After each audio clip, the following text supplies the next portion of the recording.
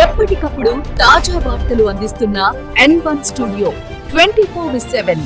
Retirement అయిన anganwadi teachers helpers కు వెంటనే రిటైర్మెంట్ బెనిఫిట్స్ చెల్లించాలని కోరుతూ అంగన్వాడీ టీచర్స్ మరియు హెల్పర్స్ యూనియన్ ఆధ్వర్యంలో జిల్లా అడిషనల్ కలెక్టర్ శిశు సంక్షేమ శాఖ అధికారులకు వినతి పత్రాలు సమర్పించారు.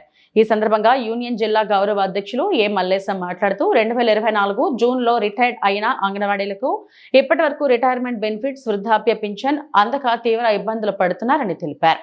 జీవో నెంబర్ 8 ప్రకారం టీచర్కు 2 లక్షలు, ఆయాకు 1,00,000 వెంటనే చెల్లించాలని డిమాండ్ చేశారు. సమస్యను వెంటనే పరిష్కరించకపోతే పెద్ద ఎత్తున ఆందోళన కార్యక్రమాలు చేపడతామని హెచ్చరించారు.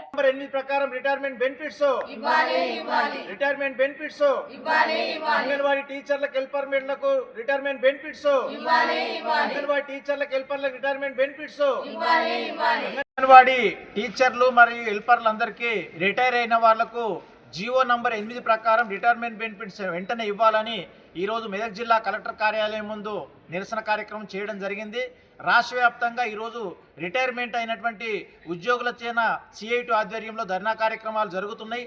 అంగన్వాడీ టీచర్లను, హెల్పర్లను ఇప్పుడున్న రాష్ట్ర ప్రభుత్వం హడావిడిగా 2024 జూన్ జూలై మాసాల్లో రిటైర్మెంట్ చేయించిర్రు.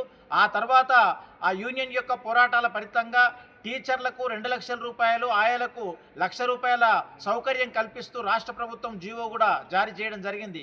ఇదే జీవోలో స్పష్టంగా పేర్కొనడం జరిగింది, రిటైర్ అయిన వాళ్ళందరికీ కూడా వృద్ధాప్య పెన్షన్ ఇవ్వాలని చెప్పి.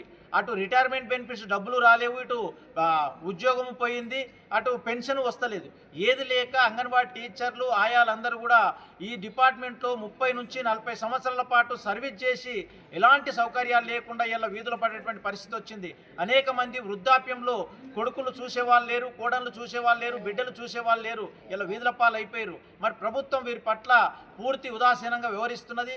పలుమార్లు మంత్రి సీతక్క గారికి కూడా యూనియన్ ఆధ్వర్యంలో వినతిపత్రాలు ఇస్తే